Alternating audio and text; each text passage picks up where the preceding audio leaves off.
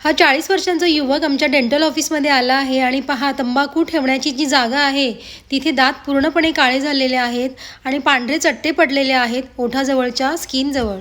जागतिक तंबाखू विरोधी दिनानिमित्त मुखाच्या कर्करोगाचे लवकर निदान करण्यासाठी स्क्रीनिंग करून घ्या. उच्च जोखमीच्या गटातील व्यक्तींसाठी जनजागृती, नियमित तपासणी आणि उपाययोजना करणं खूप महत्त्वाचं आहे. शहरी आणि ग्रामीण भागात तंबाखूच्या वाढत्या वापरावर घरगुती खर्च सर्वेक्षणातून प्रकाश टाकण्यात आलेला आहे. तंबाखूचं सेवन करणाऱ्यांना तोंडाचा कर्करोग होण्याची शक्यता 6 ते 7 पट अधिक असते. या आजारावर सुरुवातीच्या टप्प्यात उपचार करणे शक्य आहे. तेव्हा मित्रमैत्रिणींनो, तुमच्या आसपास जर कोणी असं तंबाखू चघळत असेल तर त्यांना कृपया सांगा की मौखिक तपासणी करणं खूप गरजेचं आहे.